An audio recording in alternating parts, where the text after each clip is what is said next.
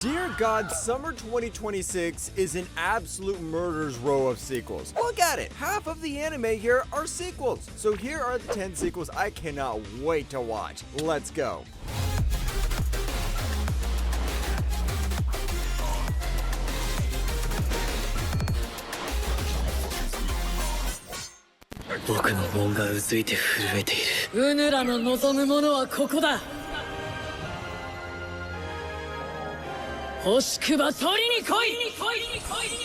You know how isekai has the strangest stories? Here, a demon lord obliterates an entire kingdom in one night, then finds a crying baby in the wreckage and just decides to raise him. That's my boy Clevitus. He's one of the 4 beast kings, and after wiping out 13 heroes sent to kill him, he resurrects one of them, Alicia, purely so she can help him babysit. Clevitus doesn't know the first thing about humans, and he's determined to figure them out through this kid.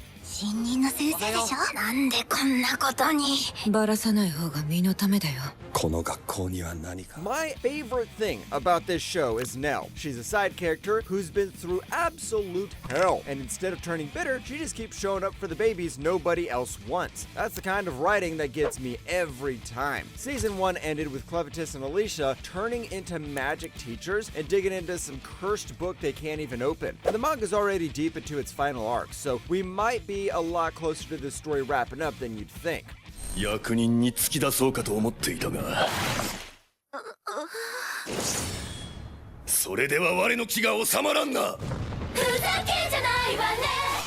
Since Overlord isn't getting a new season, let's check out an Overlord clone. Our boy Ark fell asleep gaming and woke up trapped inside his own MMO character, a fully armored knight who's secretly just a skeleton underneath. To avoid getting mistaken for a monster, he never takes the helmet off. Along the way, he teams up with Ariane, a dark elf swordsman, and Chiyome, a ninja, and the 3 of them spend season 1 busting up an elf slave trade.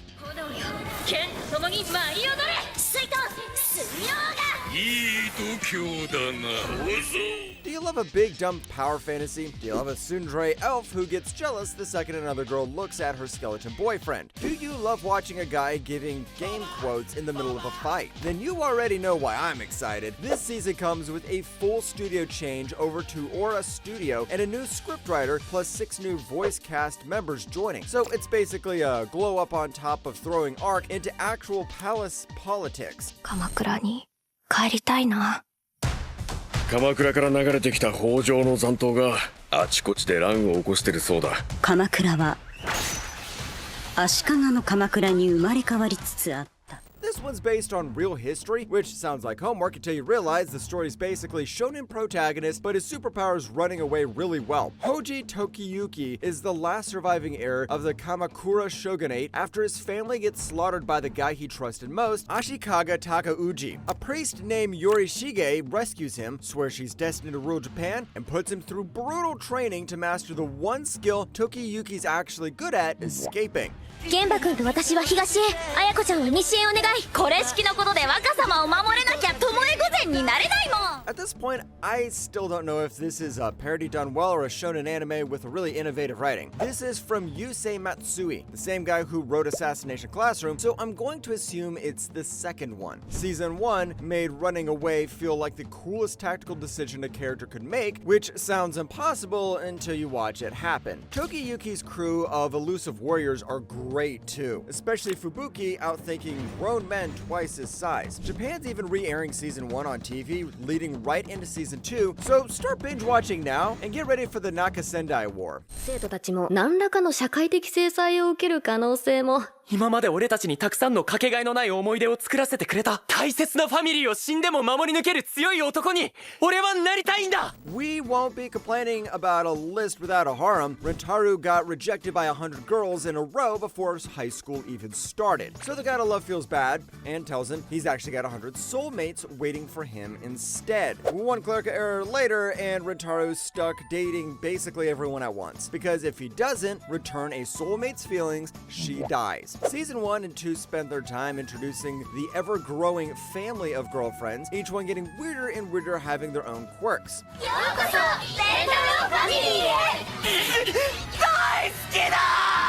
This show is unhinged in the best way, and I always felt like this is what harem anime needs. Someone turning the harem knob all the way to the very end. And guess what? The voice actor for Rentaru actually holds a Guinness World Record for the longest love confession ever recorded from the season 2 finale, and that tells you everything about the energy this anime brings.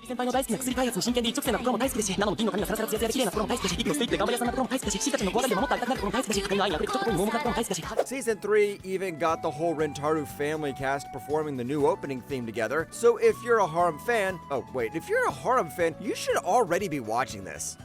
英雄扱いよりしっくりくるけど。リオンさん。へへ。まったく。喧嘩売ってるのはどこのどなた様だ。Time for my boy Leon. Leon's an office worker who dies and wakes up as a background character in an otame game his sister forced him to play. Problem is, this world flipped gender roles completely. Women run everything, and mob characters like Leon get treated like garbage. And to make matters worse, the heroines of the game are swapped. The actual heroine is now forgotten, the villainess is the victim, and we got a new bratty heroine. 俺がこの国を救ってやる。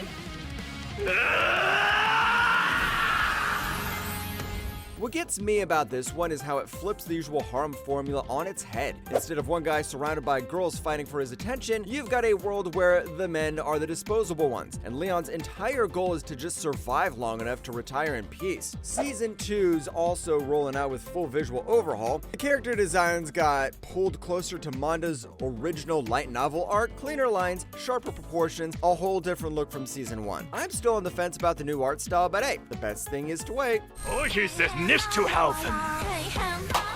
何してたるの。嫌な気配がすぐそこ。 Oh yeah, time for the best beach anime of all time. Iori moves to a seaside town for college, expecting a normal life above his uncle's dive shop. Instead, he gets adopted by the Peekaboo Diving Club, a group of grown men who apparently forgot diving exists and spend all their time getting naked, getting drunk, and getting into increasingly stupid contests. His cousins, Nanaka and Chisa, try to keep him focused on actual diving, and that only makes things way more chaotic.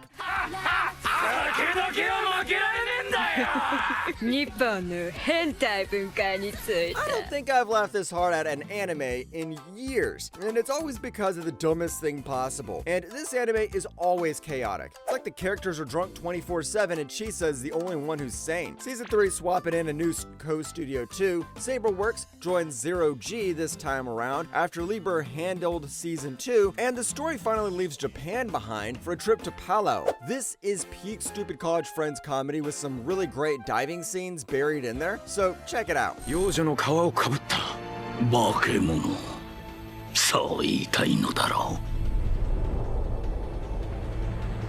う。ようこそ我が戦闘団へ。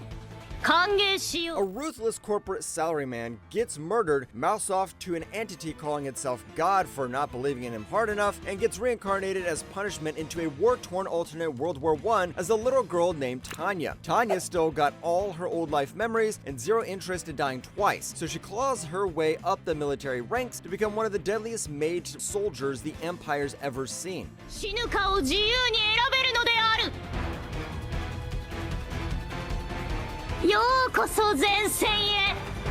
Oh man, this is coming after a long time, and I'm all in for it. Tanya is one of the most compelling, awful people in anime, and watching her out-strategize actual generals never gets old. And this new season has a director change, so I'm going to hope the tone doesn't shift a lot. Tanya is like the female version of Light Yagami combined with some Eren Yeager level mentality, and it's been a while since we've got that kind of main character.